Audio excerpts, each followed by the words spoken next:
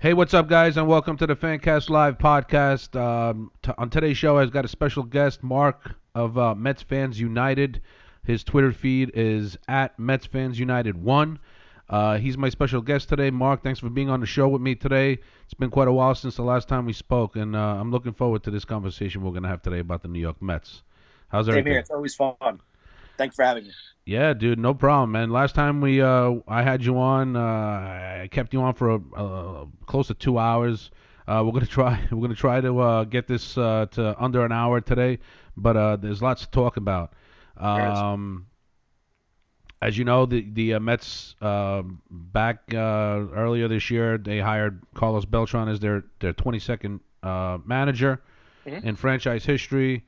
Then the investigation of the Houston Astros in regard to the sign stealing scandal. Um, Beltran was one of the players that was named in the report. He was the only player to be named in the report. And I think that was done purposely by the commissioner of baseball because he felt that because Beltran was so involved in the whole scam, that he felt that he was hoping that the New York Mets would punish him as far as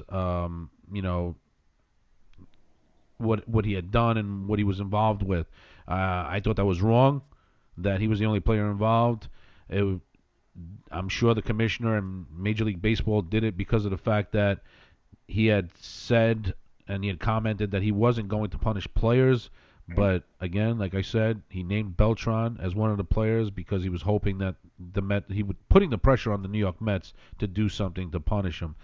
Um, then we had the hiring of Luis Rojas as his replacement as the 23rd Mets manager. I can't believe that they even counted Carlos Beltran as a manager. He never even managed a day in his life with the New York Mets. But what is your take on Carlos Beltran's hiring, then his supposed firing over this scandal in the Houston Astros for their 2017 sign stealing scandal? What's your take on this whole thing? I think that I might be able to talk to you about this for just an hour all to itself. um, but because it's just so loaded. But briefly is just like everybody else. I don't Beltran was not my first choice. Obviously, it was Joe Girardi, like pretty much everybody else. Right. But Brody's ego got in the way of hiring a capable manager who has experience, who has the pedigree of winning a championship, something that is few and far between anywhere in our organization. So that being said, no, Beltran wasn't my first choice. But once we got Carlos Beltran, just the respect that he has had with players around baseball, someone who I think that would attract free agents to want to come to New York, and someone that has just been around a game and is a baseball lifer and, what we call a gamer in baseball. So I think that was all important. It's still a type of, really just a type of, um, of pedigree, but also just the ability to have some type of Mets way, if like you would. Right. What does organization represent? Who do we want as players on our team? I thought Belichick represented that or could represent that very well. That being said, certainly, what happened in Houston happened with Houston. And as Brody called it right after the hiring, that was a Houston problem. Exactly. And then somehow it became a Mets problem.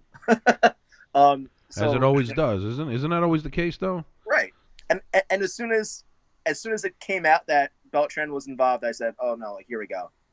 And then Brody's like, oh, it's an Astro problem. And I just knew it was going to come towards the Mets because things like that do, just random things and just our type of luck.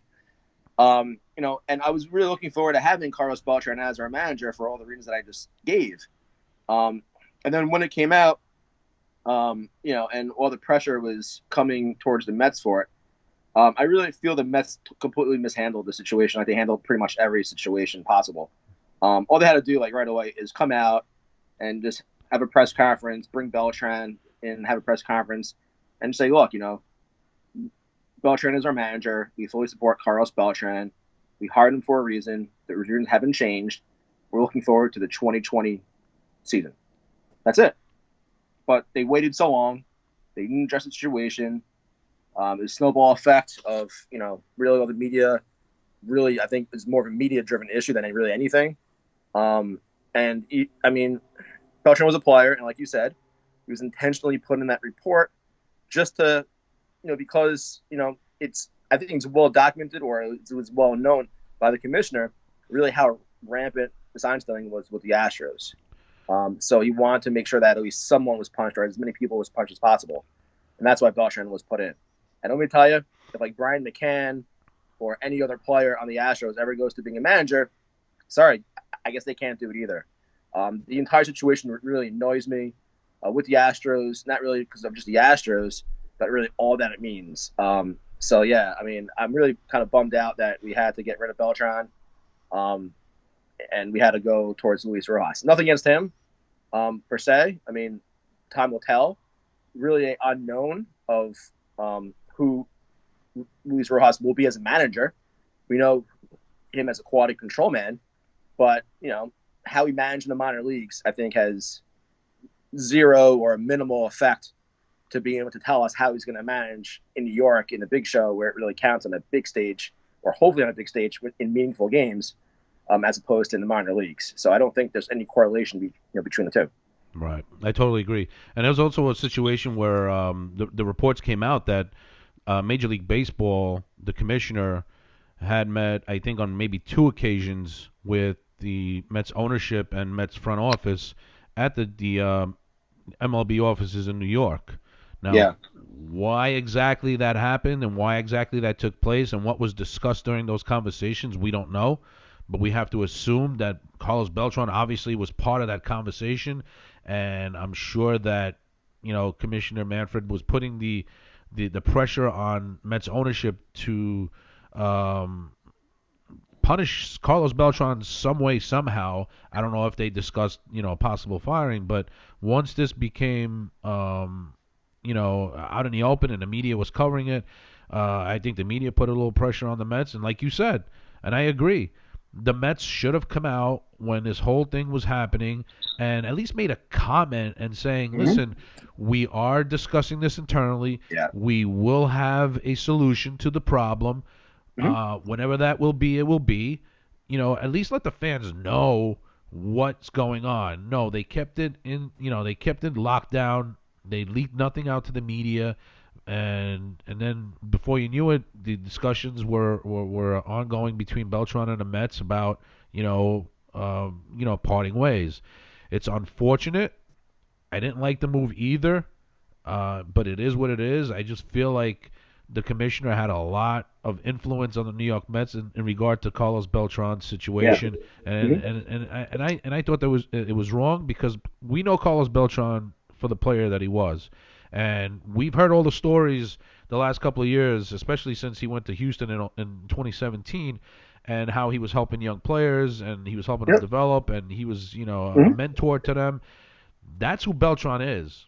And Beltran is the type of player that will seek to see your weakness, and he'll share that information with his players. Yeah. Now, whether or not Major League Baseball thought that was cheating in a way, obviously when you put a camera in center field and you're thumping on a garbage pail, that's obviously not right, especially when you're doing it live during a game. It was wrong, but to just point out Beltran in that as the only player, it was wrong. But you also mentioned Luis Rojas. Yeah. I like Yeah. Let's just yourself. go back to the first thing that Beltran, if you don't Yeah, mind. yeah, go ahead, dude. It is what I think that we're kind of getting away from too. I'm drawing a blank on who came out and actually said this, but I started laughing when we heard a few days after that, or like a week or so maybe after, that someone came out and said that cameras in center field have been out there in Chicago for the White Sox for years, that they were using it back in the late 80s and early 90s. So I don't think this is like a new problem, or I don't think this is anything that like just started now. Yeah, I Maybe agree. in 2020. I think that the distinction is very clear. Using technology in like replay is also has been a big part of the story. Players going into the replay room, and so I think that a big problem about this is actually smack dab pointed right at the commissioner Rob Manfred, actually, Right. because he's the one who's all about like these radical changes in baseball and bring the runners on first and second base, with nobody outs and extra innings in the minor leagues and all these different changes. I mean, God forbid. I mean, this is another hour-long conversation about the DH in the National League. I mean, all these different things. It's like, Manfred, just stop messing with baseball. Right. I mean, he's creating problems. I mean, not for anything. Like, I understand the purpose of replay. Like, I totally get it. You want the goal to be right, okay? But at the same time, though, if we didn't have replay, would this issue really be as much of an issue as it really was or is? Right. I don't think so. So I think that baseball hasn't done enough to actually safeguard the game, and instead of the fingers being pointed at Commissioner Manfred, of course he wants all these players published. What has the commissioner really been doing? What is his involvement? What has he not been doing? Right. We've seen that back, and I think that Major League Baseball had a great story called the 10th Inning on Major League Baseball Network a few days ago about how the commissioner didn't do much but a steroid error. He just kind of sat on his fingers, cashed the checks, did everything, and reaped the benefits of it. And all about the revenue, about the money. Same thing with Commissioner Manfred right here. I think that some of the blame has to really be put on him for just sitting on his fingers, counting the checks, counting all the money, the revenue coming in. Baseball is doing extremely well at the bank, and that's a big part of it. And Carlos Beltran was very known to be excellent analytically, to blend both new school and old school together. Something that I feel that we really need in a manager. And to me, that was really not something good to really just let Beltran, to have to just fire Beltran, because we need to be able to become more analytically driven, as opposed to what Mickey Callaway said, last year, that it makes about 15% of our decisions based on analytics. I totally agree. This is the whole schemes with cameras being in center field has been going on for a very, very long time. Mm-hmm. I mean, if people deny it, I don't understand why they would even deny it, because it's been going on for a very, very long time. But these Houston Astros took it to another level in 2017 with the banging of the trash cans, the whistling. Now even possible reports coming out that they were wearing buzzers on their in their jerseys. I mean, that's crazy. Absolutely. That's insane. That to me is cheating. It's one thing for a runner to be on second base and to pick up the signs and somehow, some way relate that to the hitter. That's on the pitcher and that's on the catcher. You need to change up your signs if you feel that the guy on second is stealing your signs. You should have something to counter that. Yeah, but let's talk about that for a second. Let's talk about that, right? Yeah, go ahead, dude. So you're saying that, right? So saying hypothetically, and I'm not condoning what the Astros did, so I don't want to come out and make it seem like that, because I'm not. What they did was wrong, should be punished, etc. But at the same time, though, if you have a camera and you're using technology and you're stealing signs and you're banging on whatever, you're banging on a water cooler, a drum, like anything, right? Like, how about if you think someone's picking up your signs? How about when there's a guy on, say, just first base or no one on base? Maybe, I don't know, putting down instead of a 1 for fastball, putting down multiple signs and being able to kind of mix up the signs a little bit. I mean, so I think it's still partially on the catcher and on the team for stealing the signs. I mean, if you just put down 1 and no one's on base, if there's any sign stealing anywhere in the stadium, they're going to know that. Right. So, I mean, I agree with what you're saying. I'm just saying, too, it's look, part of it's still on the teams that are getting those signs stolen from them. Right. So. Yep. Totally agree. All right, so we'll move on. We started talking about Luis Rojas, the new manager of the New York Mets, 23rd manager in franchise history.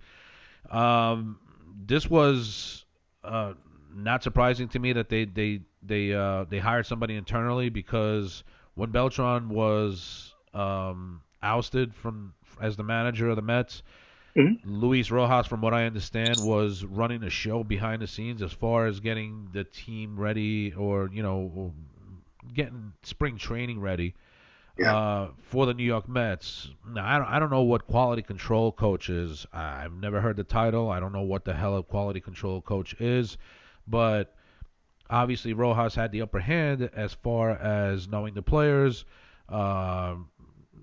being in the loop as far as preparing the team for spring training, workouts, whatever the case may be. Um, he seems to be a favorite.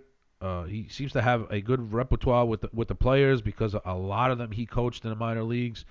What can we expect from Rojas? I have no idea. Yeah, he's had some success in the minor leagues. He's had some really good success in the minor leagues, but the fact of the matter is, minor leagues is a developmental league. It's not Exactly. Major League Baseball. So the quality of pitching, the quality of hitting, and the quality of defense is much different than that of obviously of Major League Baseball.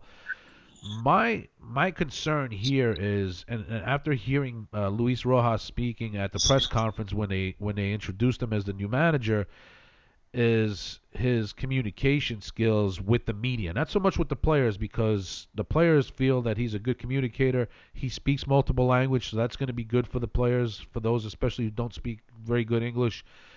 But he didn't look very strong as far as communicating with the media. He kept saying the same things. He kind of tried to say things that people would think that come off as him being smart, but it didn't. What's your take on Luis Rojas? Do you know anything about him? Because I certainly don't. Yeah, I mean, I honestly can't tell you that I know so much about Luis Rojas. I can tell you that when I hear the name Rojas, I automatically twinge thinking about Paul O'Neill's bomb that he hit when I was at the game back in the day. Yeah. Versus his cousin Mel Rojas. I mean, I just hear Rojas, and I just can't help but think about Mel Rojas. I mean, whether that's fair or not, I mean, just just so many countless sleepless nights watching Mel Rojas pitch. I mean, probably one of the worst relievers the Mets have ever had in franchise history. Probably. Just brutal. I mean, he was so much better in the Expos, and he came to us, and it was just like, I mean, like there's no, there's almost like no comparisons out there. Like, I mean, isn't that always the case though? When players come from other teams, they're big free agent signings or big trades. I mean, how many times have we seen that? I mean, Roberto Alomar, Carlos Baerga. Do we even want to go through that nightmare again? Because I really Jeremy don't. Brunitz twice, Bobby Bonilla twice, just like goons for punishment. I mean, Jason Bay. I mean, the list just goes on and on and on and on and on and on. And but Mel Rojas, he was just so bad. I mean, it was like he would come in the game and just everyone would be like, oh, like it was kind of like last year with like Edwin Diaz. Only like, I mean, it was probably similar to that, but like the Mets like season after season would just keep bringing him on in, and Rojas wasn't a closer though. So he wasn't always coming in with the game on the line. It was kind of like almost Anthony Young, like back in the day too. Like he'd come in, and it's like, oh, great, we're gonna lose another game somehow, some way. I mean, so yeah, I mean, I don't know a lot about Luis Rojas. I just hear the name Rojas, and it doesn't give me very many good memories. I mean, the positive about him is he can't do worse than his cousin. As far as with the Mets, I mean, he's gonna have to be better than that. That said, yeah, I mean, the players like him. They've, like what you said, he knows the franchise really well. I'm not sure if it's a positive thing or not that the players like him. I'm not interested, honestly. I'm not interested in the players liking him, or frankly, do I really care about how he talks to the media? Not really. I just hope he isn't as dumb sounding as Nick Callaway was. That's gonna be, it's gonna be also hard to top. But he's gonna be judged based upon obviously the win and loss record. And really kind of how the team progresses, how he manages the bullpen, and how he, I guess, works with BBW as far as making a lineup goes, double switches, and not doing anything dumb on the field. Does he bring out the right lineup card? I mean, things like that past managers haven't done well. Yeah, so I mean, I don't know a lot about him, but I gotta tell you that I am pretty excited about the 2020 season, or at least some of the potential for the season now, and hopefully he doesn't get in the way. Yeah, definitely, I agree. Well, the one thing about Luis Rojas is he comes from a royal family. He's brothers of Moises Alou. He's son of Felipe Alou. So a lot of success in baseball there. Felipe Alou managed many teams, had great success. Moises Alou was part of the New York Mets back in the late '90s there. He was a very good player. Unfortunately for Luis Rojas, he wasn't as good and talented player as his father or his brother, But there's a lot of good things coming out of the organization as far as them liking him as the next manager. Yeah. I just like you mentioned before, the guy we wanted was Joe Girardi because obviously Yep. at the end of the season when you fired Mickey Callaway, the front office man, the ownership, we're talking about hiring a experienced manager. Um, you end up with Carlos Beltran. Joe Girardi ends up in Philadelphia. And then Mets fans are starting to scratch their heads. I know a lot of Mets fans liked the Beltran signing as manager. I was scratching my head. I'm sure you were too because you said you were going to hire an experienced manager. You end up hiring Beltran, who's never, ever managed a team, coached in baseball or whatever.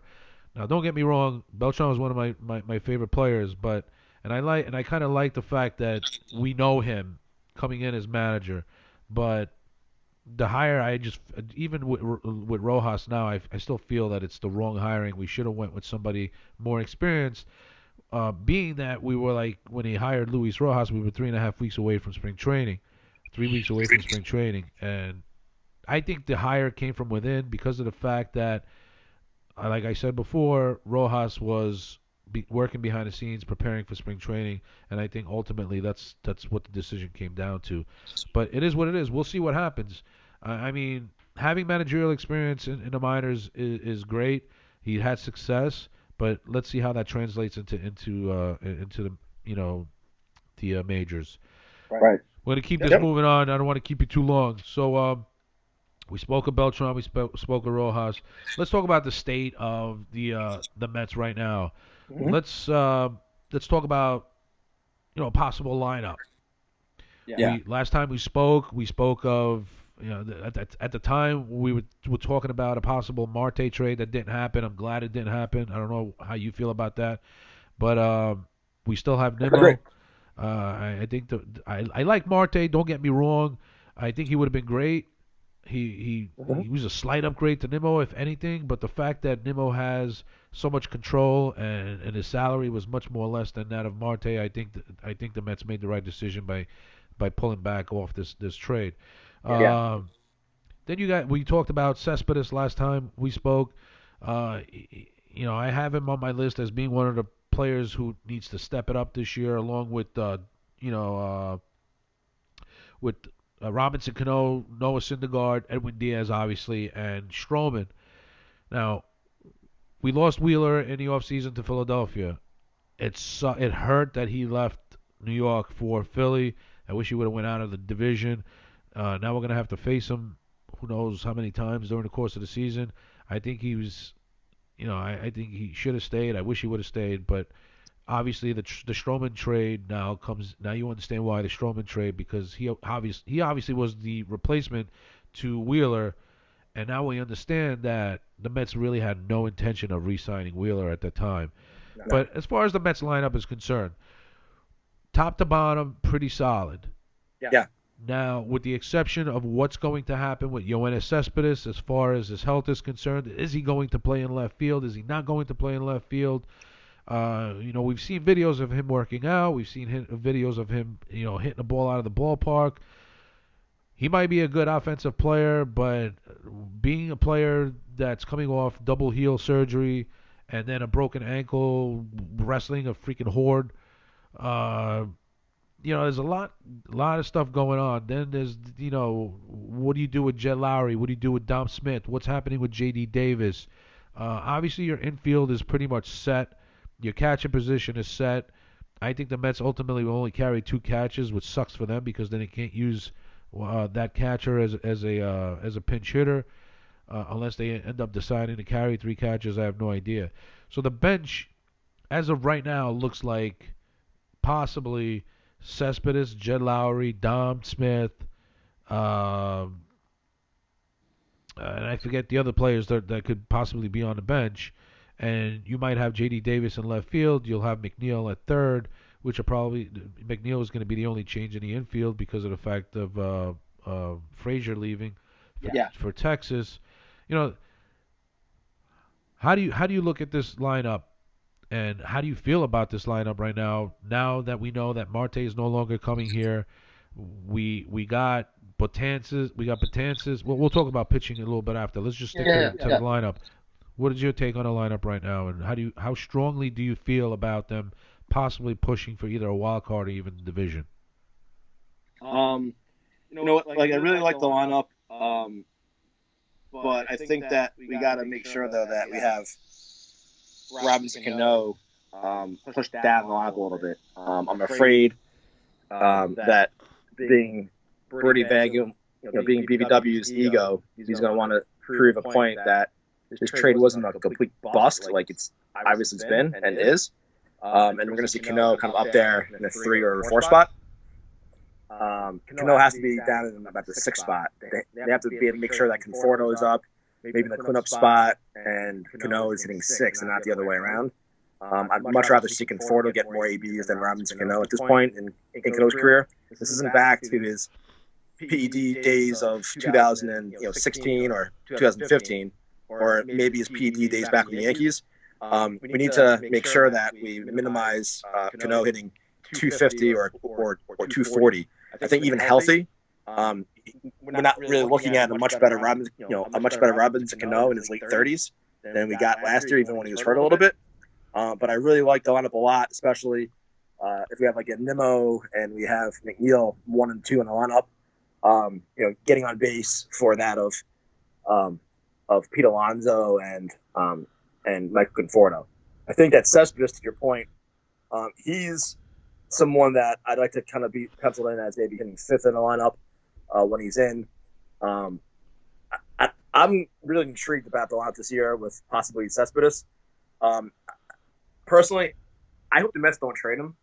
I see him being like a 3-day-a-week player, kind of like every other game, him platooning in the left potentially with J.D. Davis. Certainly there's a lot of concern about him defensively, about him being able to move with his foot and how much ground he can cover.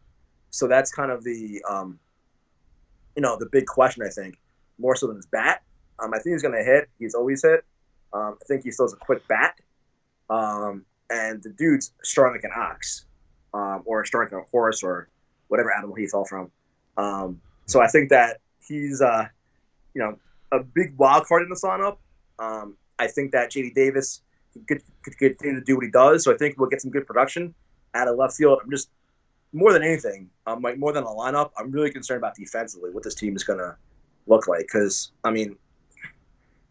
I just hate to kind of sound negative with the Mets because I'm actually very positive about this team for this year. But, the way this team's built is just every year, it doesn't make any sense. We're built based upon pitching and defensively. With either J.D. Davis or Cespedes out there, they're far from Gold Glove winners.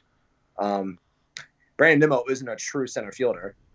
Robinson Cano might be able to move as quickly as me. And Amin Rosario, we've seen some improvement from him, but he's not like getting confused with Ozzie Smith anytime soon. And catching, I might be able to steal a base, especially if Syndergaard's pitching. And that's the whole issue, is that like defensively, we're not good. Like we really aren't. The Mets also were telling us how Pete Alonso wasn't very good. He was a butcher at first base. He hasn't even been bad. Like, I thought he was very good. Yeah. And so, I'm not sure if we even consider defense, or if we know how to even look at players. And we mentioned the last time we spoke that Jeff McNeil was supposed to be nothing too. According to the Mets, minor league, scouts, and only could play second base. So yeah, I'm just questioning about how the team's built more than anything, and I think we're going to have to score a ton of runs this year. And if we have any chance to go anywhere this year, we're really going to have to just hit the ball around the park.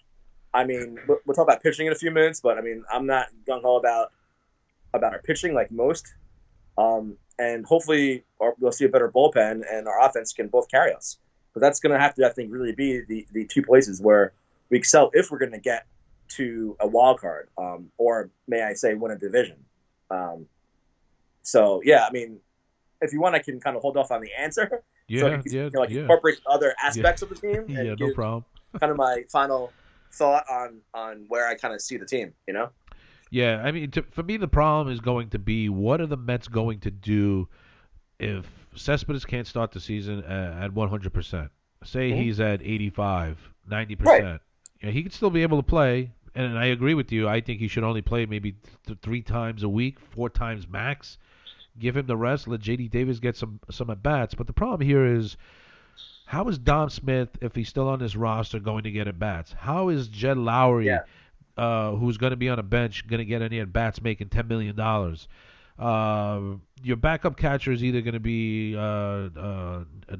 Tomas Nido or Rivera. Yeah, I Rene mean, I don't Rivera. I don't know Yeah. who else. I don't know who else is on a roster. I think they picked up another guy. Um, Ali Sanchez. Who? who? What? Ali Sanchez. It's just Yeah. like, yeah, I mean, they picked up and gave him what was that, a minor league contract they gave him or Yeah. something? It's like They, a, by the way, Matt Adams signing, you know? and then Yeah. yesterday they picked up Matt Adams, Yeah. which gives us the impression that it's possible insurance to maybe a Dom Smith trade. Yeah. Uh, because I really don't see Dom Smith getting any at bats except unless he comes in to relieve Alonso for a game or maybe pinch hit, a defensive replacement, whatever the case may be. I don't see him getting a lot of at bats. I don't see where Jet Lowry is a fit here. I know he's this super utility guy. He can play any position, including the outfield. I just don't see him getting at bats. If you don't give these guys like Dom Smith and Jet Lowry at bats, how in the world will you ever trade them either during spring training or by the trade deadline? Because teams are going to be looking at these players uh, they're going to be looking at their performance, obviously, and if they only have like 50, 60 at bats come the All Star break, I mean, teams aren't even going to consider them. Yeah, but I So, think you just answered your question, right? Like, all you hear is like talk about training Cespedes, who at least maybe like whatever, but how are you going to trade Jed Lowry? The dude didn't play last year. right, I mean, he had what 7 at bats and he was 0 for 7. right. I mean, Well, you gotta hope that he comes in healthy in spring training. He starts ripping the cover off the ball yeah, and maybe pique the interest of other teams. See, there were a lot of openings at third base around the league, yeah, oh yeah, and a lot of people inquired about Jet Lowry, but I believe no trade ever happened because I believe they wanted the Mets to pick up most of his salary, which is just not yeah, going to happen. You know how that goes. right. But the fact of the matter that you still have him on your roster and you're heading into spring training in a week and a half, whatever the case is, I don't think he should be on his roster at all. I don't even think he should. But it's just I just I'm gonna don't tell you like something I so don't like the crazy. bench situation right now. There's just See, I actually disagree with you. Like right there, I actually love our bench situation. Here's why. Right, I wouldn't trade Jed Lowry. I'm not saying he's going to be the next, great player for us. But what I am saying is this, right? We're talking about left field. You can't really count on Cespedes. I think at the best, like I mentioned before, trying to be positive, the best case scenario is you can play every other day. The reality is we don't know what we're going to get out of Cespedes. Just like we don't know Luis Rojas, we don't know Yoenis Cespedes either. Huge, huge question mark.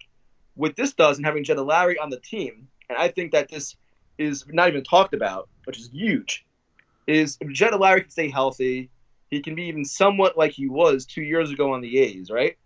We could actually put him in, and this is going to be wildness, like right here. We could put him at third base, all right? And you're like, okay, like what do we do with Jeff McNeil? Guess what? We put him in right field. What do we do with Michael Conforto? Oh, we put him in the left field, which actually is natural position and where he played with us in the past, and really where he seems the most comfortable and the best defensively. I think we're actually a better team if we do that and have Lowry at third base, if healthy, which is a huge if. Huge if. Have McNeil in the right, who we started last year, who was very serviceable in right field, and Conforto in the left. That, to me, is actually the best defensive situation that we could be in. I love J.D. Davis, but he's definitely not a great defensive player. He's not a third baseman. Cespedes probably won't be able to run out there. So we have to be able to play to our strength, which is our pitching, and defense supports our pitching. And so I think that could actually be something that can happen down the road. But that rests solely on Jed Lowry being healthy. And I think that his bat is, I think that he's a good player. I was excited, like many people were. We all thought that was a great contract when we first signed him, but we didn't see any semblance of him last year because he didn't play. Right. So I think a lot of Met fans aren't familiar with really who Jed Lowry is being buried in Oakland. I mean, because no one really saw him play. People don't watch the Oakland A's play every night here in New York. Just isn't something that happens. The guy's a good player. Just the matter is keeping him healthy and on the field. And if that happens, that's a really big positive for the Mets going forward in 2020. Yeah, the big key in the lineup obviously is going to be Robinson Cano. Yeah, He's what 37, 38 years old going into the season. yeah, He took a step back last year. Blame the injuries to his hand for getting hit, whatever the case may be. yeah, Blame it on whatever you want. He yeah. he did perform a lot better at the end of the season there, but he's a big key. He has to perform not only offensively but defensively.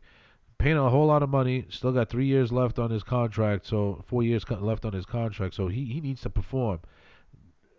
The fact that um, the Mets are even being considered in a possible trade for either Nolan Arenado or Chris Wow, Bryant of the Cubs, wow. which just being part of the conversation is just mind-boggling to me because we Yeah, all know it's just not going to happen.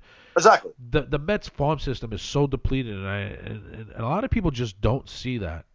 They talk about these minor leaguers. Yeah, they've got prospects, but they're so far down in the system, they can't help you, and they can't help anybody else. So nobody's really looking at them.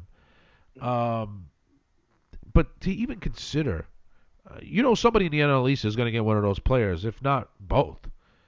Atlanta's looking for a third baseman with Josh Donaldson signing in Minnesota. They're going to be in on one of those guys. He's going to end up in the NL Arenado. East. I am telling you, he'll end up in one of those guys. Will end up in Atlanta.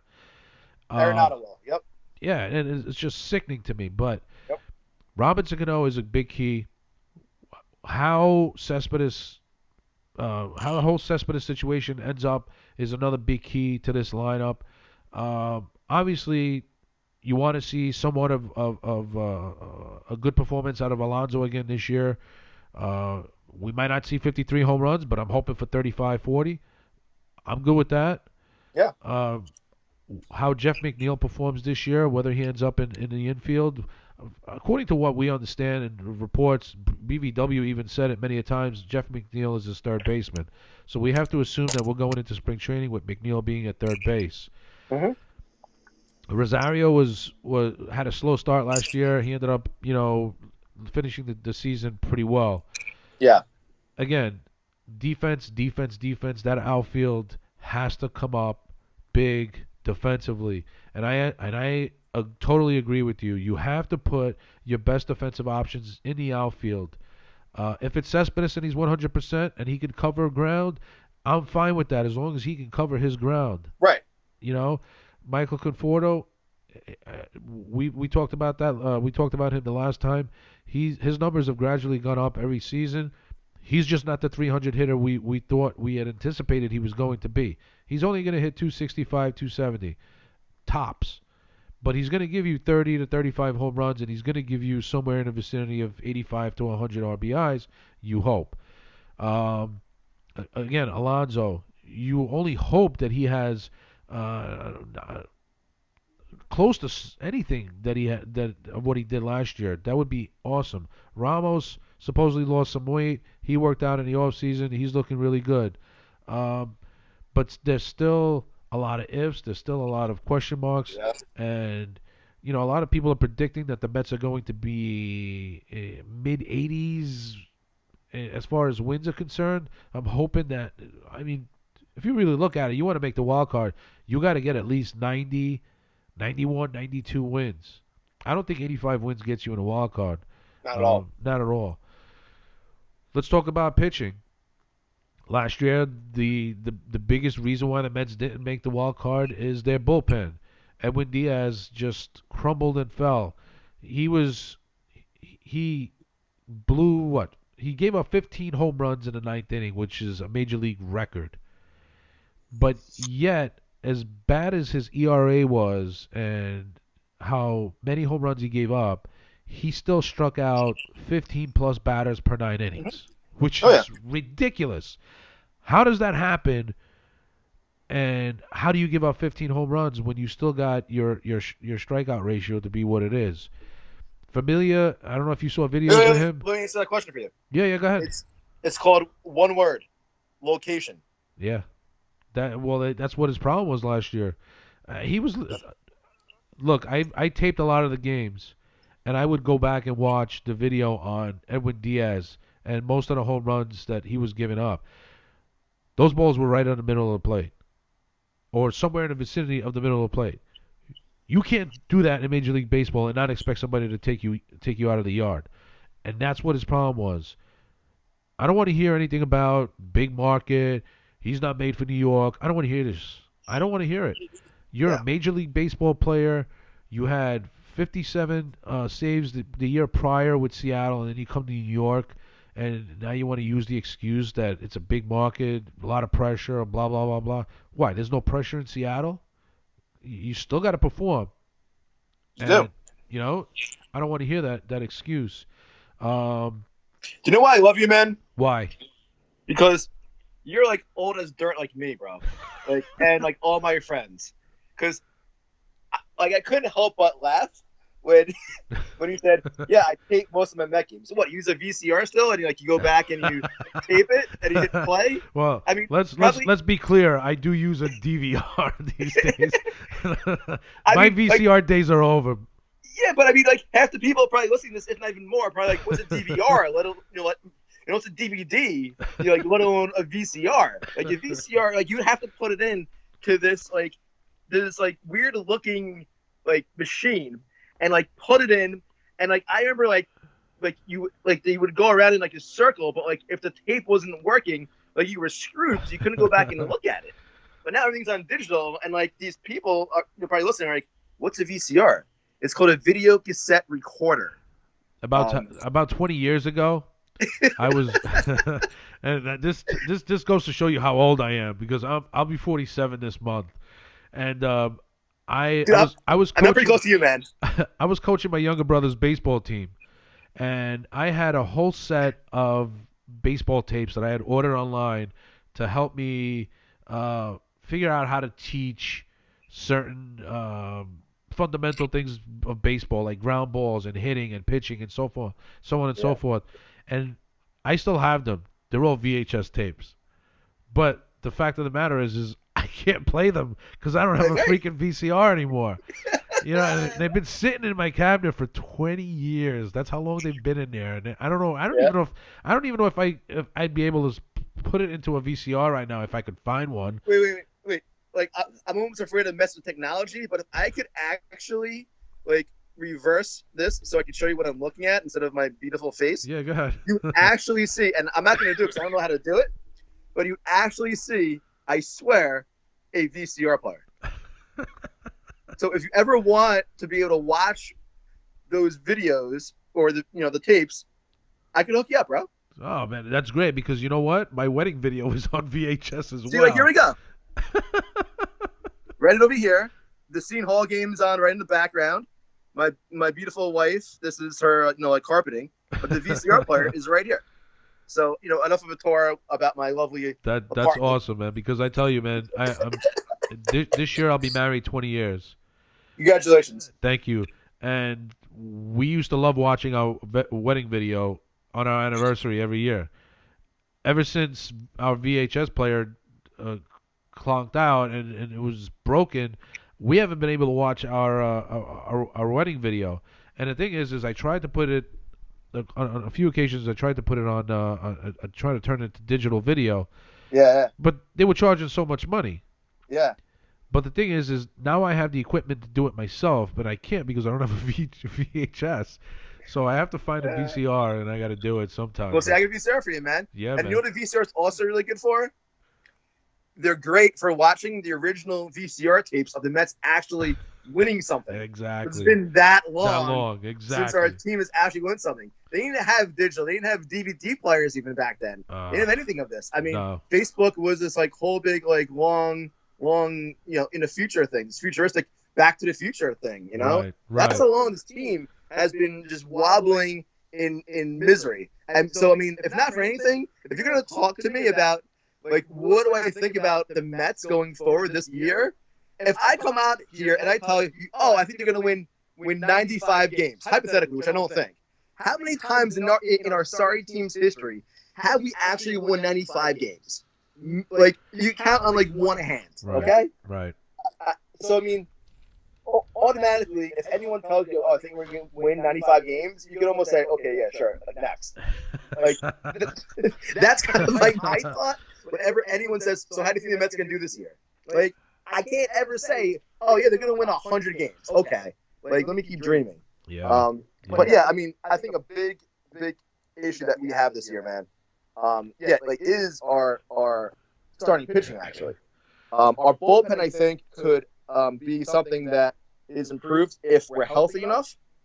We can't do much worse than last year. But I gotta tell you, man, Stroman, he isn't Wheeler's he's not Wheeler's like replacement.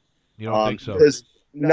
Because last year we had Wheeler number 2 in our rotation, and Stroman's not a number 2 pitcher. I mean, would Toronto get some great years? Sure, but he's more like a 3 or a 4.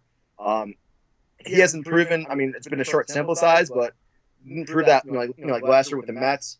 I think that our back end of the rotation is really kind of what helped make stronger last year when we acquired him. But I mean, I think the guy that has to step up the most out of anybody anywhere on our roster is that of Noah Syndergaard. Because Syndergaard has to be Wheeler's replacement, not Stroman. Right. Like Syndergaard has to be back to not being Syndergaard. He has to be back to being Thor, and that someone that the other team fears, and someone where we want to say, okay, great, like we need a big game because we scored no runs yesterday for DeGrom, and now we're on a 3-game losing streak. We need that guy to be that stopper, kind of that 1A behind DeGrom. And that is not going to be Stroman. That should be and needs to be in order to get that contract. Noah Syndergaard. Yeah, no, I totally agree. When I said Stroman was a replacement, I just figured a spot in the rotation, not necessarily Wheeler's spot, but he was a replacement in the rotation. The Mets ended up signing Michael Wacha and then Rick Porcello. I think they're both great additions. One of them obviously is going to make the rotation. The other one is going to be the odd man out. It's probably going to be Michael Wacha. He's not going to be happy. We know that because he's already tweeted and he already made comments to the fact that he signed here to be a starter. That's all going to be worked out in spring training.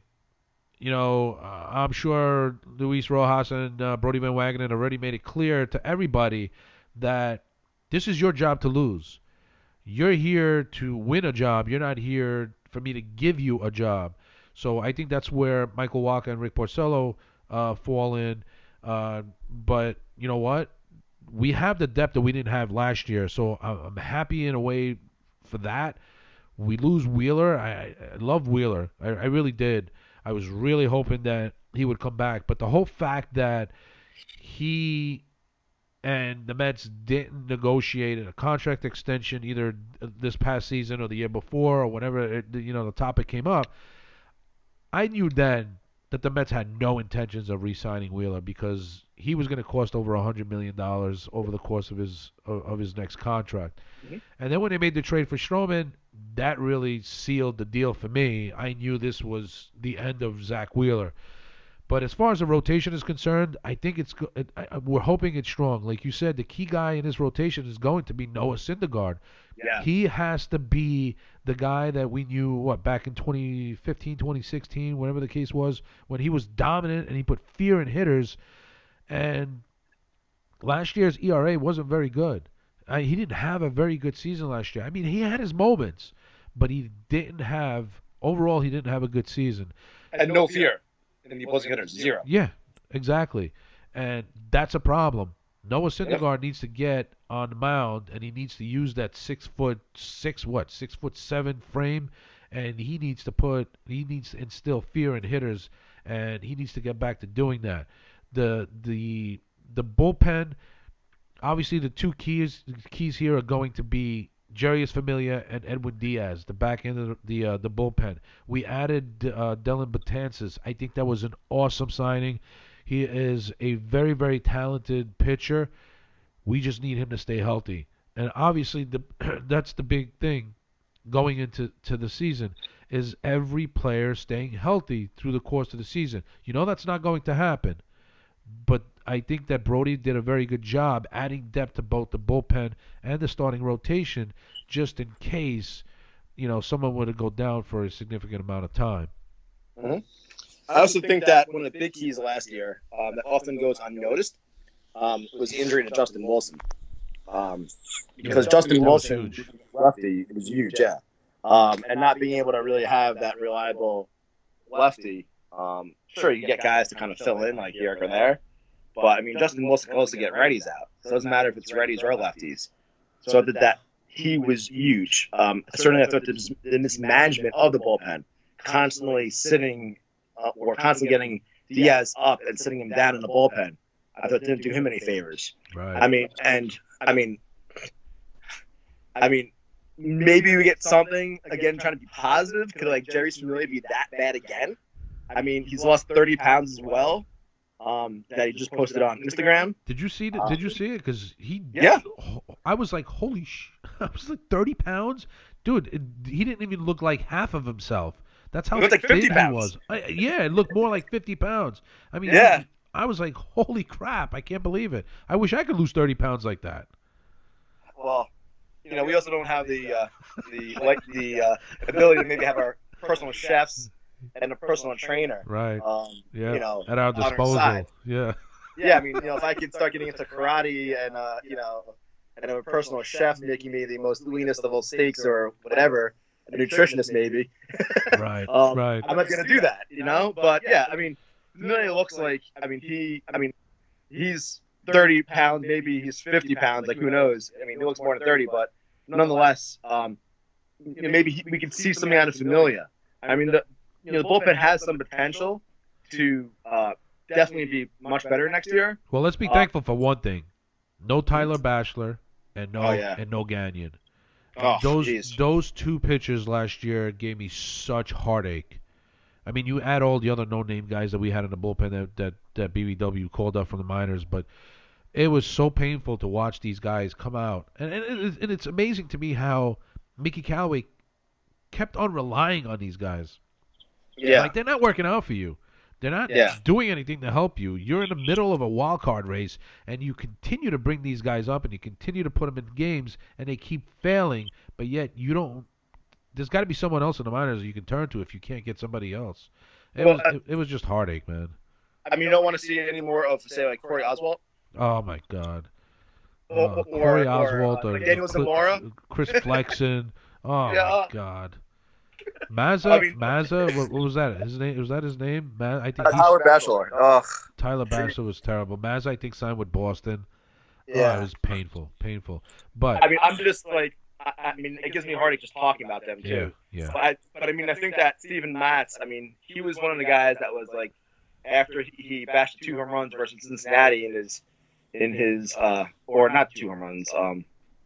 He had the 4 RBI game or 5 RBI game in his first start versus Cincinnati with his grandfather going nuts. I mean, we all thought he was going to be the next, ace pitcher. He hasn't exactly panned out to what we thought he was going to be. I mean, I think he's an okay number 4 starter. He's a solid 4 or 5. Yeah, but that's really like all that he is. I do like the depth, like what you were talking about of the rotation, because I mean, I think that'll work itself out in spring training. I mean, one of the things that I don't like about Steven Matz is that he seems like other than the last year, he doesn't seem like he seems kind of fragile. Well, he's always had those situations where he has those breakdowns on the mound, and they're quite evident because you can see it. He's very hard on himself, and it's unfortunate. Oh, yeah. I mean, I don't know if he wants. I don't know if he needs medication for that, but you can definitely tell that he beats himself up on a mound when he gives up a big hit. I'm talking about like fragile, like both physically and mentally. Physically, I don't know, because the last 2 seasons he started 30 or more starts, which is really good, because prior to 2017, 2018, he hadn't done that. He was right. Then he was fragile physically. Right, but that's what I'm saying is like he was very healthy last year. I was pleasantly surprised about because one of my big concerns going into last year was the durability of the rotation because of the fact that we didn't have any depth in our rotation. This year we have depth in our rotation, but I'm still concerned about injuries to our rotation because like when I go out and I see Noah Syndergaard, trying to look like like Mr. Universe and doing all this stuff that he's doing with training, it's like, dude, like you don't need to be this like bodybuilder. You don't need to be showing off on Instagram or Twitter or whatever social media platform you want to show off on. Like we need you to go out. We need you to hit your spots in your location. Work on your location. People now pitchers and scouts are just in love with velocity. No, as Yogi Berra used to say, pitching is 90% location, and I mean that's what it's about. I mean it's about hitting your spots and mixing it for pitches and changing speeds. It's not all about velocity, and velocity is what gets pitchers hurt, like we saw to Noah Syndergaard 2 years ago back in Washington. Like it's not about being able to throw a ball through a brick. It's about hitting your spots again. Right. And it's concerning to see Noah Syndergaard. I love Thor, but like it's concerning to see him with certain mentalities. Like he has to be the strong, muscle-bound pitcher, which is not going to bode well for him because your muscles just tighten up a lot more when you're out there. You need flexibility. It doesn't come from having all these muscles pounding out of your shirt. So yeah, I mean the durability really is a major concern for me. So I think that we're gonna be fine ultimately, given that we have extra starting pitchers. To me, catching is really just a big concern for me because we need to have we have enough offense. We don't really need an offensive catcher. We just need someone that can help get our pitchers through 6-7 innings to get into our bullpen without burning our bullpen in April like we've done the last couple of years. Right. All right, so we've covered pretty much the lineup as much as we could, and we've covered the starting rotation, and we covered the bullpen here. Mm-hmm.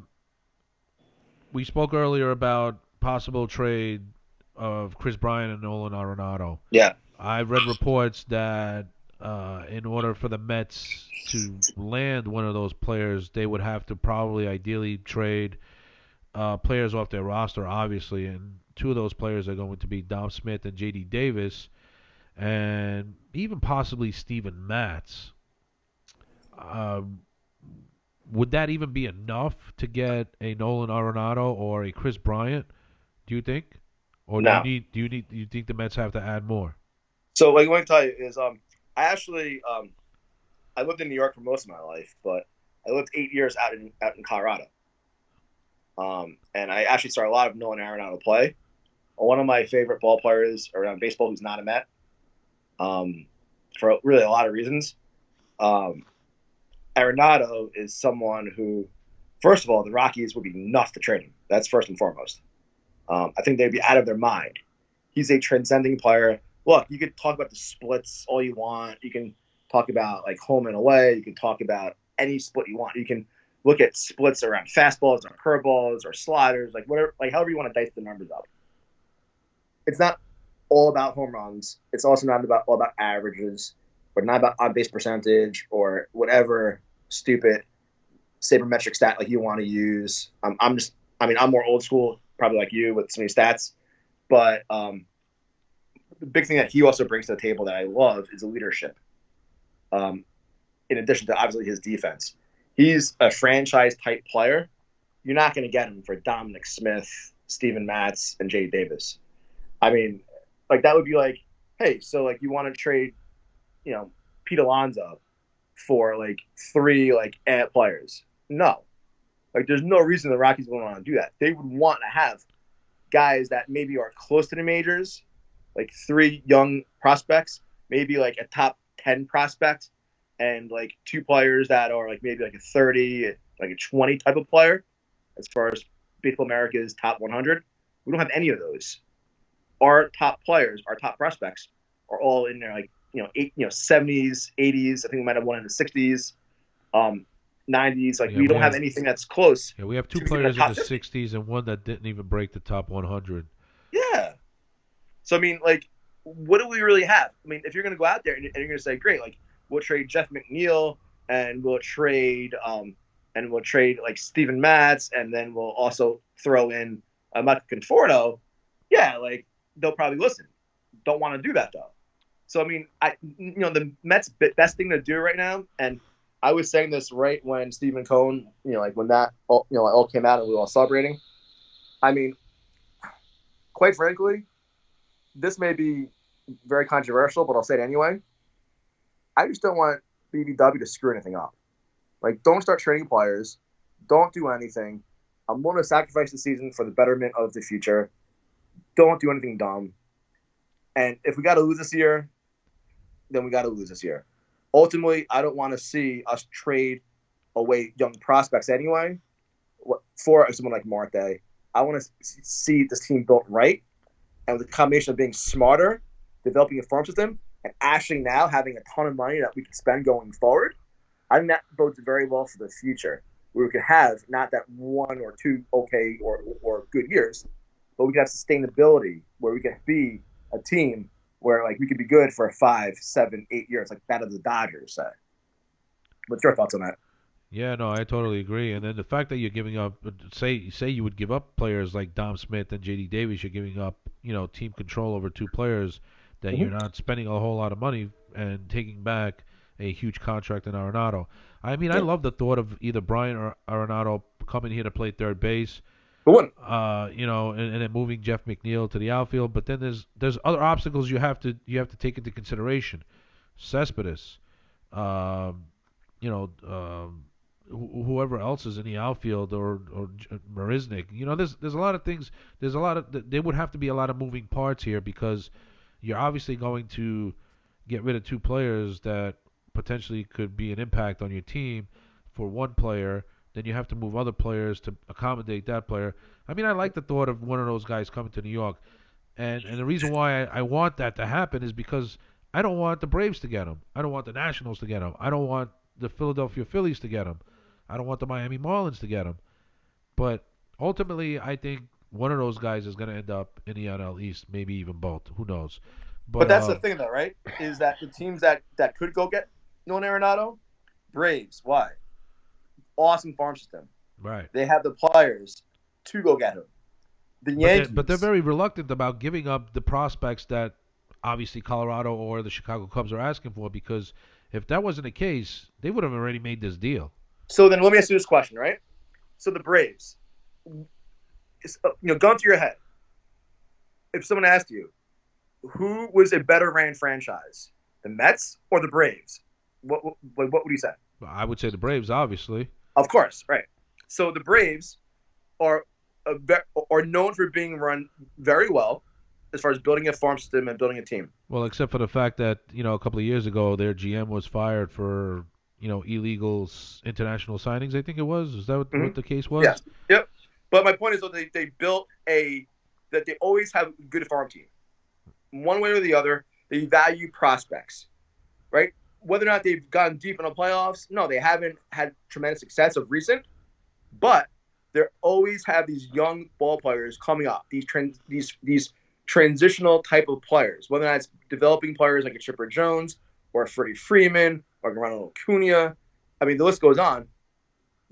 They build players like this, right? And they build around that, right? The Mets don't do that. If the Braves are reluctant to trade some of these players, and we are like, great, take all of our players, right? What does that say about our philosophy and about the way that our team is built and ran versus that of the Braves? Doesn't speak well towards that when we're willing to sacrifice all these players. The Braves don't even want to trade these guys, and they're in the top, the top echelon of prospects. Same with the Yankees. The Yankees value their prospects. And no one builds their team anymore around free agency. They just don't do that. Except the New York Mets. Except the Mets, right. It was like the whole rant with Ed Kranepool on ESPN radio. Like, no one does that. I mean, the Astros, yeah, they cheated, but, look at how they built their team from nothing, from the ground up with all these players. Right. That's how teams win nowadays. That's because most of these teams also have patience. Something the Mets don't have, and that's maybe because blame the fan base if you want, because we always put the pressure on ownership and the general manager to put a good product out on the field. Because I think as Mets fans, we deserve that. We've been waiting a long time for that, and Yeah, we but could, why do we deserve that and for, we right? continue to wait, and we continue to wait. Why do we deserve it? Because we're loyal and passionate about our team, but sometimes we've had discussion before. We don't feel that the front office and ownership have that same passion as we do. They don't Right. have that will to win. They just want the money in their pocket, and they don't really care about anything But you else. could say that about the Rockies. You could say that about the Pirates. You could say that about a lot of other teams. It's not that we deserve it. I mean, the Rockies deserve it. I mean, they've never won anything. I mean, the Brewers haven't won anything. They've recently been good. They haven't won anything. The Pirates. I mean, it's been how many years since they've actually like been to a World Series? I mean, the Twins. I mean, all these teams. They're not in these big markets like the Mets. So I think that's the distinction right there. But like to me, as a big Met fan, like to me, I don't want to be able. I don't want to trade all these prospects. Where I think the Mets get ripped, and the difference is, I don't think anyone's saying you have to trade all these prospects to get these, to get a great player. How about you spend the money and act like a New York team, which is the whole point of Mets Fans United, to go out and act like a New York team and spend the money to get the players. Right. Don't trade those prospects because there's value to it. And if you are going to trade those prospects, don't trade them for Robinson Cano. Like you trade them and you value them for someone like a Nolan Arenado, and it goes back to how the Mets are ran as a franchise. The incompetence that we've seen for years upon years. No matter, and you mentioned it earlier about the communication, about not communicating about Beltran. They don't communicate about anything. They don't run the team properly. They don't value their prospects properly. They don't. They haven't spent the money properly. They've been incompetent. And when you get incompetence like that we've had, it infuses the entire organization from top to bottom. And that's why we don't have the prospects the way that we are to go after a Nolan Arenado. And you know what? I don't really want a Chris Bryant if I could go out and I could get a Nolan Arenado. I mean, and we haven't even talked about Mookie Betts either. I mean, he's a rental for a year, and he's probably not going to re-sign with wherever with wherever he gets traded to. But I mean, that's an example right there. If you could blend together spending money and having prospects, you can have a Nolan Arenado, and you can have a Mookie Betts to mix with this team, which is already a team offensively who is a pretty good offensive team.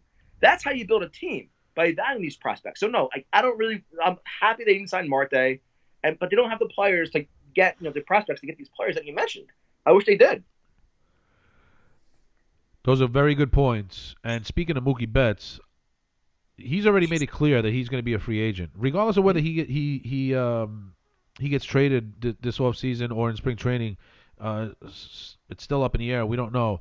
I know there was reports yesterday or the day before yesterday where Boston had offered him what was Yeah, it, 10 years, $300 million, and he yeah, declined it, and yeah, then countered with I think 12 million and 400 something yeah. million. 400 and whatever million. Yeah, Yeah, pretty much what he's doing there. I mean, the way I look at it is he's just signing his ticket out of Boston, which is what he's trying to do. He's trying to outbid himself out of Boston. He doesn't want to be in Boston. It's obvious that I what don't think he he just want to be in Boston. I think he wants to get paid, and I no think no he's I putting his understand. No, price I tag I out there. understand he You wants to know? get paid, but now Boston is in a situation where they're I don't even know what Boston's situation is right now. Is it a retool? Is it a rebuild? I mean, are they going to win this year? There's a good possibility they could win. But the way I look at it by his counter offer is get me the hell out of Dodge. That's the way I look at it. And if that's the case with Steve Cohen becoming majority owner, hopefully in the next few months to a year, there's a good possibility if he's going to dish out some money that maybe we can get that Mookie Betts on this roster. The thing is he's not a center fielder. He's a corner outfielder. The Mets still are probably going to have to end up going to get a center fielder eventually because I don't buy Marisnik. Marisnik to me is a fourth outfielder, defensive replacement late in games. I'm not buying it.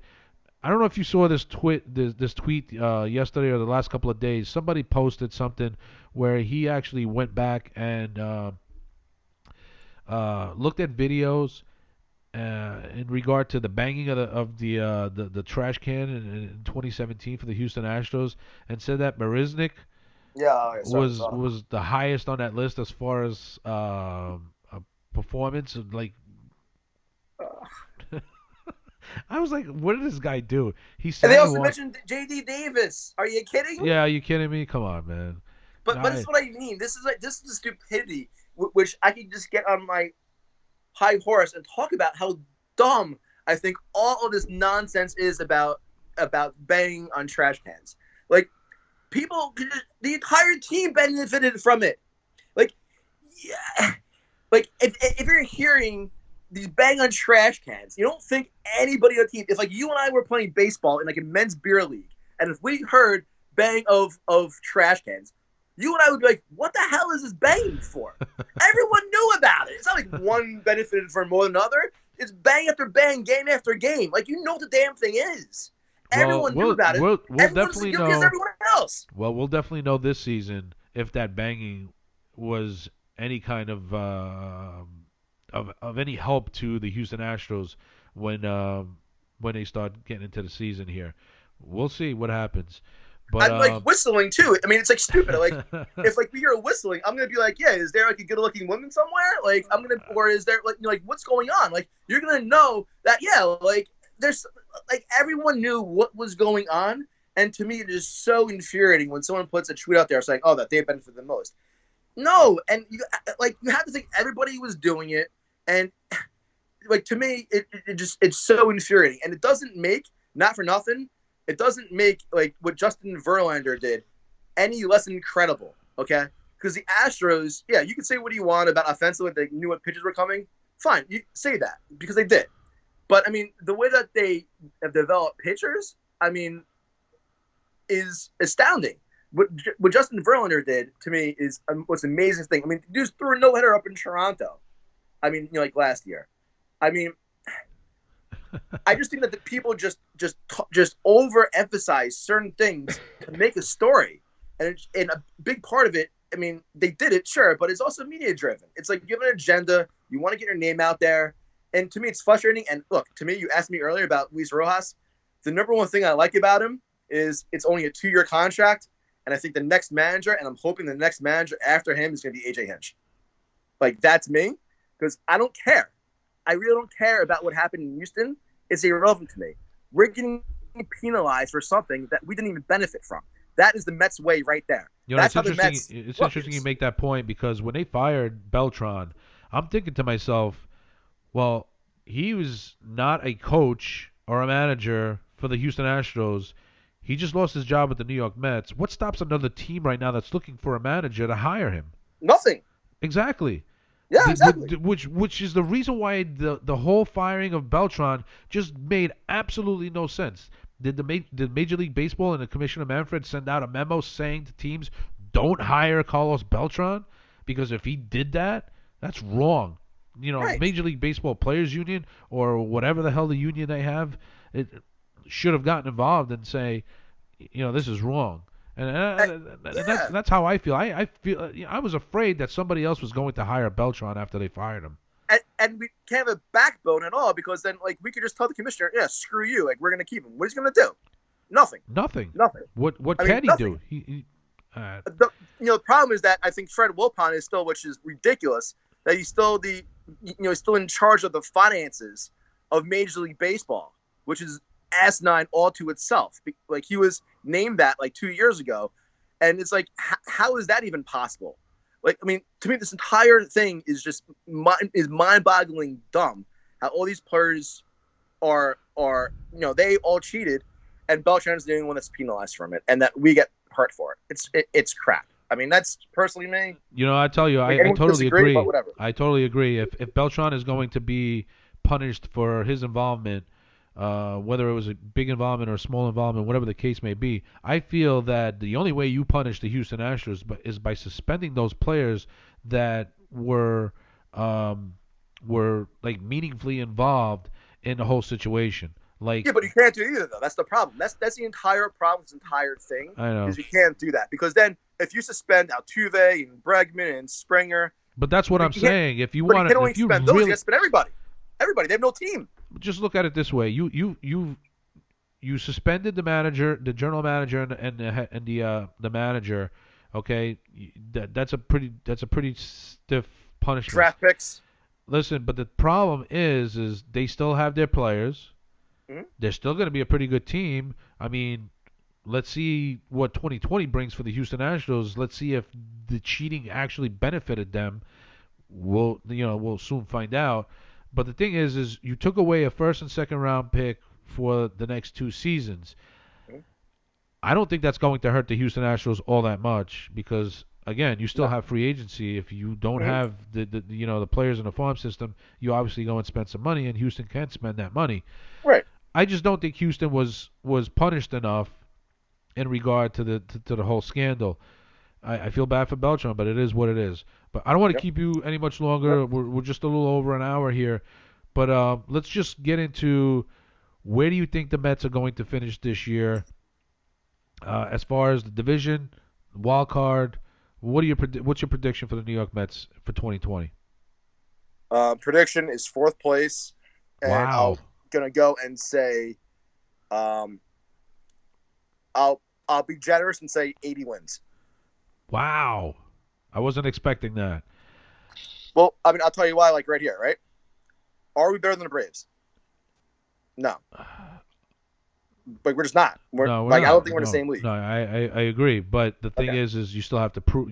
They have to prove if they are better than the Braves, they have to prove that they're better than the Braves by performing out on the field, and that's something that obviously we haven't seen the Mets do.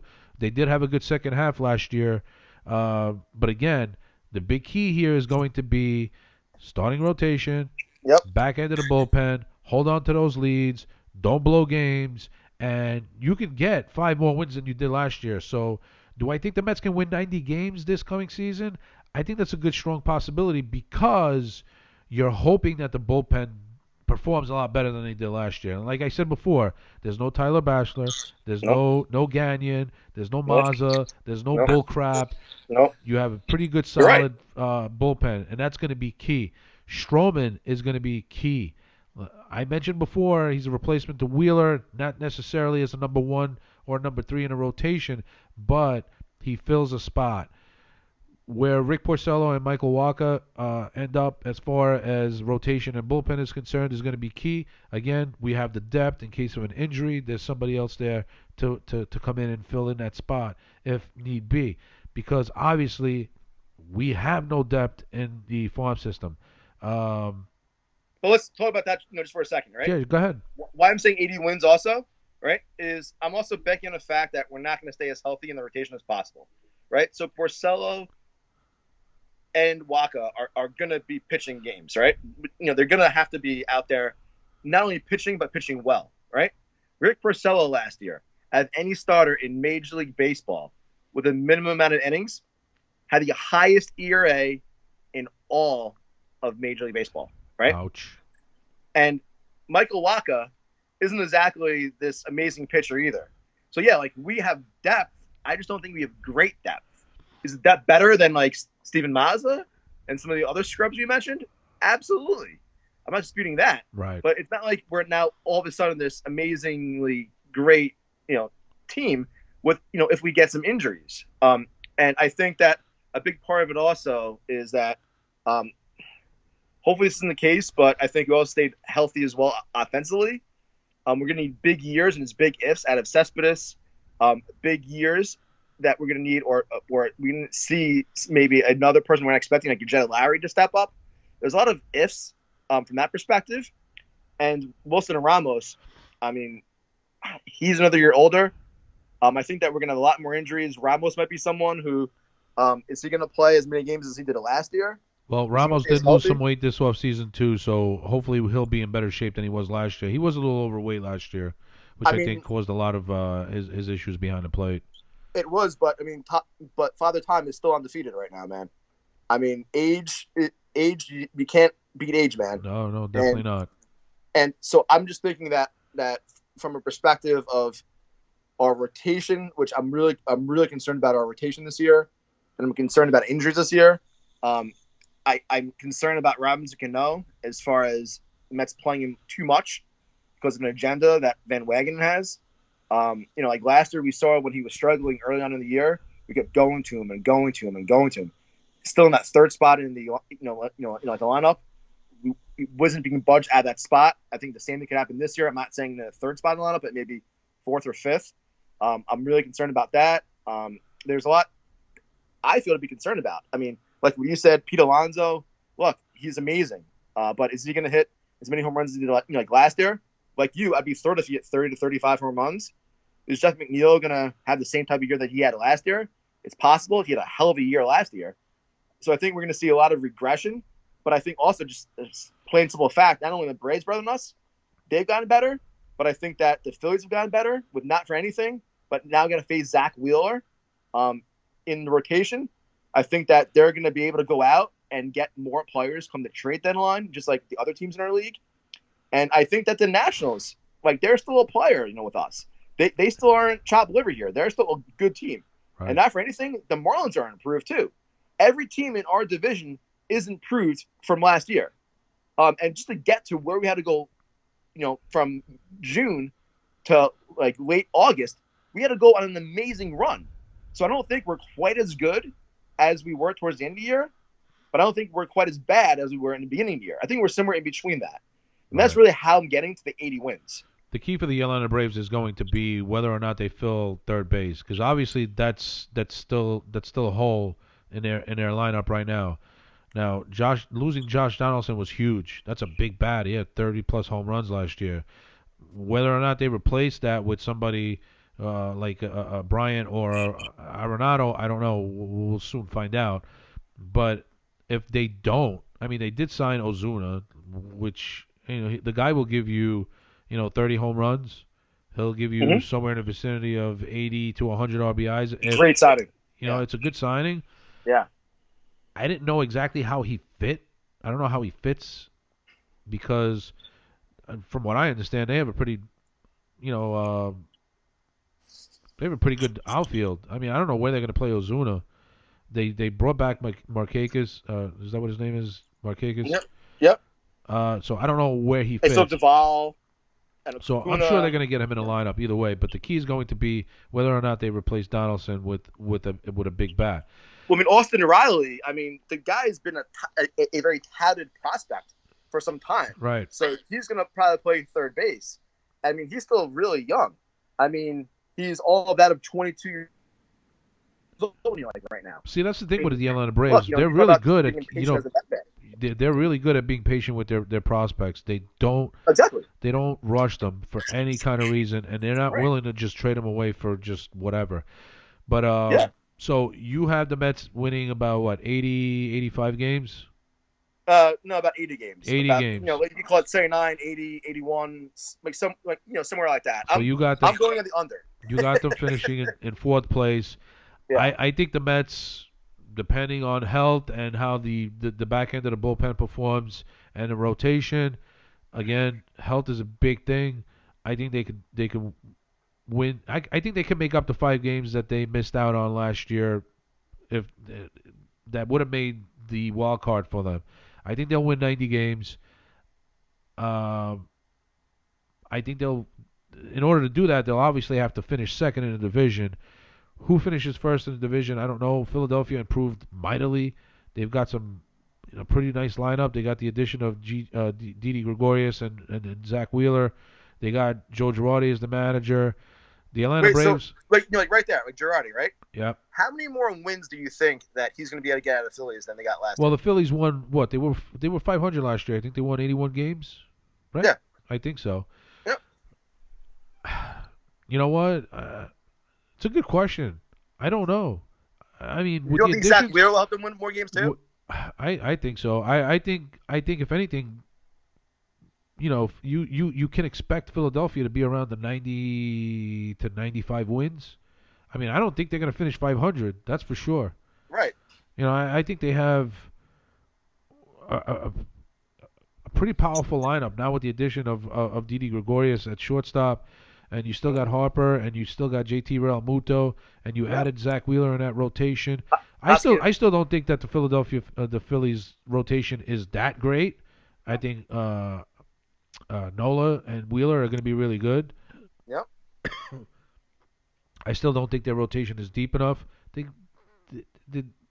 had a pretty decent bullpen. I don't think it's strong, but I would have to think that with the additions that they made, and with Joe Girardi now being the manager, I think they can win 90 plus games.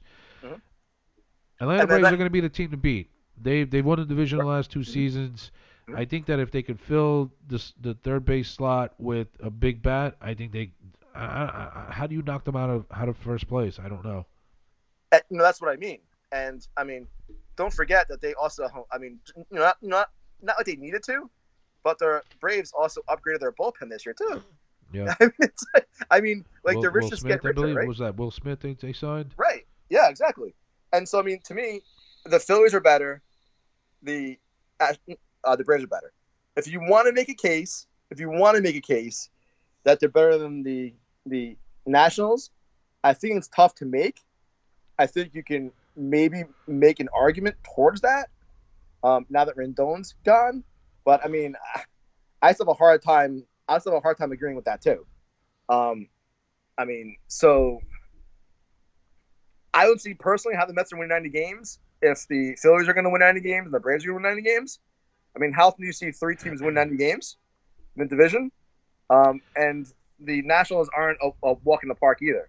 So, I mean, I think that it isn't necessarily per se all about the Mets. I think it's the division that they're playing in is much better than they were like last year. And the teams are improved. I think it's gonna be a great division. But there has to be probably two teams, or there has to be a team that's below 500 in the Marlins, and maybe a team at best that's 500 at best, and that's the Mets. And then the Braves, the Nationals, and the Phillies. The Nationals are probably third. Maybe they'll come in around 83ish, 84 wins, and the Braves and the Phillies will kind of be around the 90 92 wins. Yeah, the key for the Nationals and the Braves obviously are going to be the key losses that they had in Donaldson and Rendon. So Absolutely. I think that's going to be key um, on whether or not they win. They get to that 90 game plateau. Okay. Uh, like you said, health is a big factor here. If the obviously it's going to. I think the division is going to come down to the team who stays the healthiest through the course of the season. Philadelphia's going to have their injuries too. The Braves will as well. The Yep. Nationals will as well. And I mean, it's going to be tough. I see this division being a lot closer this year than we've seen in years past. So it's going to be interesting. I like the Mets' chances. Again, a lot is going to depend highly on the rotation, the bullpen, and the bats in the lineup, especially Yoenis Cespedes if he's So going. basically, a question here, right? Sure, I'm going to read some names to you. go ahead. You tell me who you think has a better rotation, right? Cole Hamels, Darren O'Day, Mark Amelikon, Will Smith, Mike Folinovich, Max Fried, Luke Jackson, Shane Green, Chris Martin, Sean Newcomb, Mike Soroka. That's pretty loaded. That is pretty loaded, but Which is why I think that politely, I I think that you're overestimating the loss of Josh Donaldson. yeah, no, I no. You know what? I agree with that. But the fact of the matter is the Atlanta Braves rotation. I don't see them as being a dominant rotation, but I do see them as a very serviceable rotation. They get the job done. They'll give you 6, 7 innings every time out, Every and time out. that's the great thing about their rotation. They might not be Jacob deGroms, they might not be Noah Syndergaards where they can Yep. throw flames, but Yep. the fact of the matter is that's where the Braves' success has been in their rotation because they might not be superstars, but they're solid where they'll Yep. give you 6, 7 innings every time, and they won't give up, more than 3, 4 runs each. Yep. I mean, and like, what a great two-way player that Dansby Swanson has really turned into. Oh yeah, I mean, defensively, offensively, yep. Ozzy Albiz, Camargo. They're such a great young team, and I Yeah, envy them. And I think I exactly. posted an article on my Facebook on my website, and I think one of the first articles I wrote was I think the Mets should replicate what the Atlanta Braves do. That's great. Yep. And I truly believe that the Braves just really the way they do it is just the right way to do it. There's nothing they do that is wrong.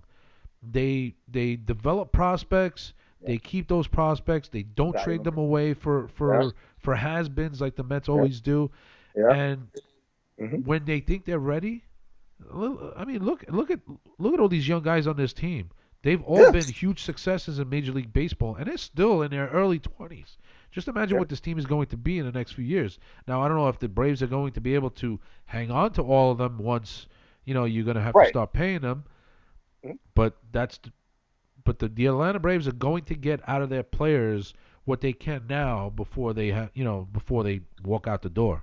I would go over on the Braves because Over I what? think they may not even win on wins. I don't think they're going to even win maybe 90, 95.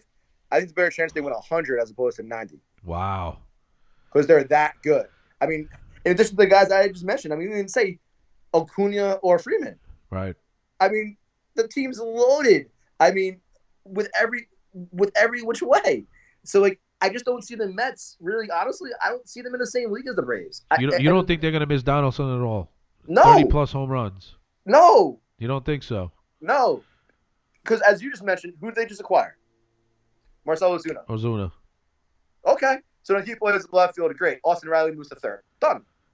Yeah, but you know what? Ozuna's a nice player a couple of years ago, but he's been striking out at a high rate the last couple of seasons, and his Mm-hmm. average really hasn't been that great. Yeah, Everybody in baseball, you can say that. Everybody. Well, yeah, exactly, because that's the way that's where baseball is heading right now is Right. the long ball. That's what they want to see. That's what baseball wants to see, and it's unfortunate because this is the point I was going to bring up before when we were talking about the Mets lineup, as far as Jeff McNeil is concerned. Which Jeff McNeil do we want?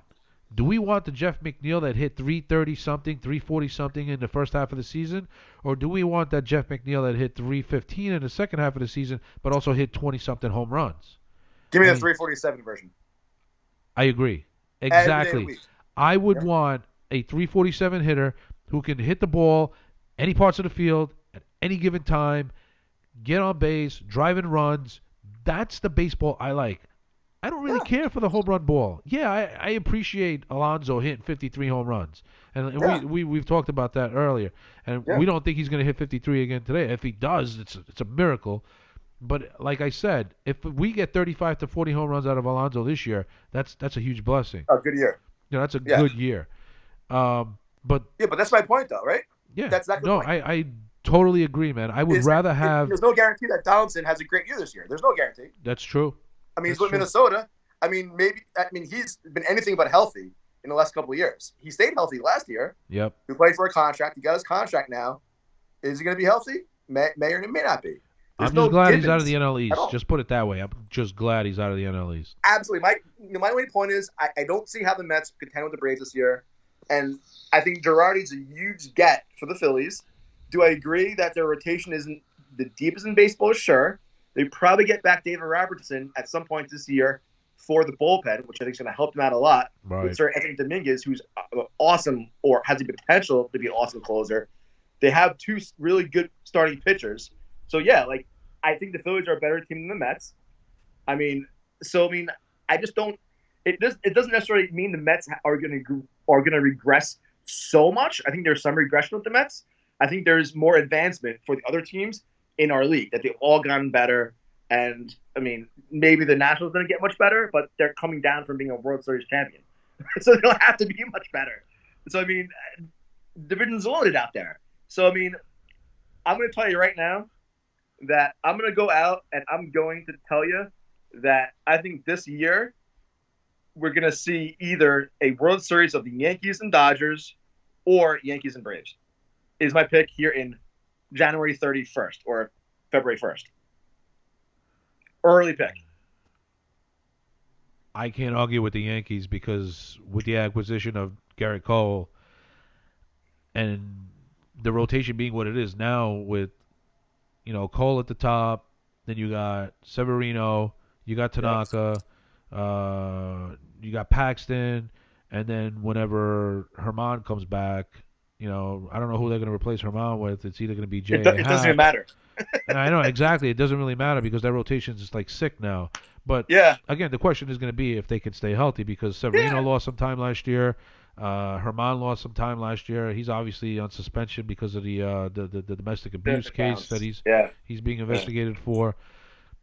Now it's the question of, do the Yankees hang on to J Happ, or do they trade him and then go with the fifth guy as I think it was Jordan Montgomery or something. It But doesn't even I matter. I totally agree. The Yankees are probably going to be the definitely favorite to be World Series, Yeah. be in a World Series. Now, as far as the National League is concerned, it's wide open. The Dodgers really didn't do much to improve. No. They tried to Not yet. they Not tried to yet. get Garrett Cole. They failed. They lost Ryu, didn't they? He went to Toronto. Yeah, but So not yet because they also could still get Mookie Betts. There's yeah, that's still a true. player from Mookie Betts. That's true. If the Mets were in the American League, I would be a lot more positive on the win total. But they're in the National League, which I think this year is going to act as a far superior league. The Astros are not going to be nearly as good, I don't think. I think that they're about maybe at best a 90-win team. There's a lot of teams there that aren't as good. The Indians don't scare me. The Twins never scare me. The Red Sox don't scare me. The Rays don't scare me. There's no one really there. I think that's a division where or a league where we could see a lot of teams come up, like maybe the White Sox, maybe a year too early, but they could develop into a really good team. I That's totally the agree with that. ability. I think the American League is really not as good as the National League, because Correct. if you look at the records from last year, I think there were what, seven, maybe eight teams last year that had under Yeah. 70 wins. I think it was. Right. Was it Exactly. under? I think it was under 70 wins, right? No. There had to have been at Well, least seven. there hasn't been. There weren't a lot of teams last year that were over 500 last year with the American Right, League, right. and that's my whole point. That it's. I think the Mets are kind of a victim to where they're at in the division and in the league. That's a big part of why I'm seeing them with 80 wins, Right. right there. And unfortunately, I think that's just kind of where they're at. You can't help where you're located, but the National League this year's not going to do them a favor. You have other teams out there, like the Cubs, who are always pretty good. The Reds are improved. You always have the Cardinals to contend with. The National League is loaded this year, Yep. and I just can't see the Mets winning much more. Than 80 games this year. I hope I'm wrong. I'm just realistically, I'm trying to give a prediction with my brain instead of my heart. I'll be out there opening day, excited for a new season, hopeful like I am every year, and from there, I'm going to root that I'm wrong. Before I let you go, I got one more thing I wanna Sure. hit on, the DH in the National League. What are your thoughts? How much time do we got? um, I For the Mets, selfishly, I think it makes a lot of sense with J.D. Davis and Dominic Smith and Yoenis Cespedes. So yeah, it'd help us, but do I want to see it? No. I despise the DH so very much, which is why I don't like watching American League Baseball. I think it's more boring that way. Personally, people say it's boring to see a pitcher hit. No, I like to see, again, old school baseball. I like to be able to see the double switches. I like to be able to see bunting, a bunt and run, crossing up where you get infielders charging and you see a pitcher swing away. I actually like to see Jacob deGrom hit. And not for nothing, he's a better hitter than Yamamoto, who's on our bench, See, or I Harrison. agree with you, and I kind of disagree with you, because looking at the state of the New York Mets right now, and with the players that they have on their current roster, when you talk about guys like Jed Lowry and Mm-hmm. Yoenis Cespedes, Dom Smith, J.D. Davis, and so on and so forth, most of those guys are probably going to be on a bench most of the time. Mm-hmm. That's a strong bench. Yeah. I like the fact I like the DH in situations like this, especially for the New York Mets, because it gives them more flexibility in the lineup. It does. So you wouldn't have to play guys like Yoenis Cespedes out on the field. Yep. You could get stronger defensively by playing someone that's better defensively. But then again, when you look at the Mets bench right now, who really is that much better than Yoenis Cespedes in left field? J.D. Davis really isn't that much better. If anything, I think he's still worse than Cespedes. But I just think that the DH That's highly debatable right there. no, I understand, but the fact is the point I'm trying to make is that it would give teams more flexibility. It would give players would help a lot of players extend their careers, not only in the American League but also now in the National League. And that's the only reason why I really like the DH. But I do enjoy watching a Jacob deGrom come up and hit a home run. Love the fact that Bartolo Colon came and hit that home run in San Diego. Those are very exciting plays that make the highlights, and it's cool. but what the flexibility that the DH would give teams, especially like now, like the New York Mets and their bench, I think it would be a good idea. That's just me.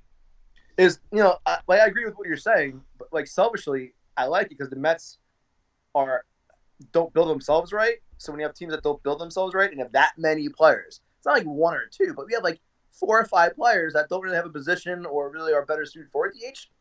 That just shows you really that's more of a Mets issue that they actually are in that position. And once you go and you get the DH, guess what? There's no turning back. Right. And so right now it makes a lot of sense for the Mets, but I'm not trying to look at it in that perspective of how selfishly it might be good for us. I'm trying to say look at it as a whole and say, yeah, like it's our league to have the pitcher hit. I want to be able to also have a pitcher and think along with the pitcher, keep it a thinking game because it's turned into that of like what we said before, a home run, an all or nothing league with strikeouts up, less action in the game, and having a pitcher actually come up to the plate.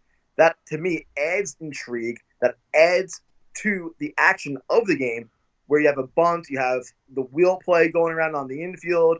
You also have more. You have the ball being thrown around more, and you have more strategy, and it makes me think more. I mean, I could just sit back and play a video game and just play home run derby, and essentially, I'm watching the American League because that's really what it is. Right. I mean, that's what it's turned into, and I think that the aura and the mystique around having the pitcher hit to me is something that's still very appealing. I don't think it's the problem is I think that I'm in the minority, and I think that a lot of the younger generation, and I can't believe I'm saying this because it makes me feel old, but they feel that look like it's cool to have a home run, and they're looking for action, and they don't view a bunt as something that is like all this action. But to me, that's something that I really love because look, like that's how you generate runs too. Like you don't have to generate a run with a home run. Right. Like, hey, this first and second, nobody out. Like, not for anything. Like, even if like you're not a pitcher, guess what? You can still bunt, and there's still a place in the game for a bunt. So I think it adds another dynamic that I think that baseball right now, especially with the home run being what it is and all these strikeouts being up, that we really got to keep the DH around, or that we have to really keep the pitcher around. I mean, Good points. Good points. All right, Mark. I'm gonna end it here. I don't want to take any more of your time. I appreciate you coming on today with me. Again, it was a lot of fun. We did this again a couple of months ago, and we had a great time doing this. And hopefully, we'll get together back on the show many more times in the near future. Thanks for your time, dude. Any closing thoughts? my two just really brief closing points. If you would like to just check out Mets Fans United 1 on Twitter, you can follow myself and Corey. He can be found there, or we can be found there, as well as my own personal page outside of that Twitter handle is No More Wilpons, which thankfully there's an endgame in that. NOMOREWILPONS. And my other closing thought is let's go Mets. Let's go Mets.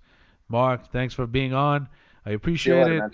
Enjoy the rest of your weekend, man, and hopefully You we'll too. do this again soon.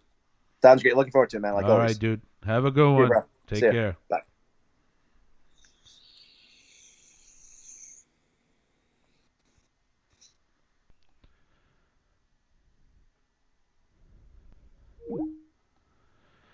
All right, guys. That segment was brought to you by Vive. Um, most Americans are overpaying for their monthly services to the tune of $60 billion a year. Let our Vive representatives negotiate lower prices on your behalf. It's easy. All you do is upload your bills and save. Go to Giancarlo at 219.justvive.com and start saving today. And I'm going to put that up right now for you so you can have that.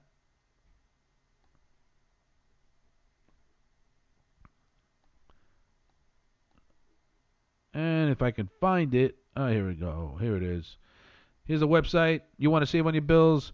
Just go to this website here. Upload your monthly bills. It could be gas, electric, cable, wireless, whatever the case may be. You're overpaying. I'm telling you, you're overpaying. Upload your bills, and our representatives will negotiate your prices to a lower price for you. And Start your savings today. All right, guys. If you like this show, give me a thumbs up. If you didn't like the show, give us a thumbs down. Place your comments below. Let us know what you thought about the conversation that we had today with Mets Fans United. We had a really good show, and I appreciate Mark for coming on with me today. We've done this before, and I'm sure we will do it again. For all of you who are watching, you can be part of the conversation. All you got to do is find me on Twitter or here on Facebook and let me know that you want to come on a show. Give me a topic you want to talk about. It could be the Mets, could be the Yankees, could be Giants, Jets, whatever the case may be.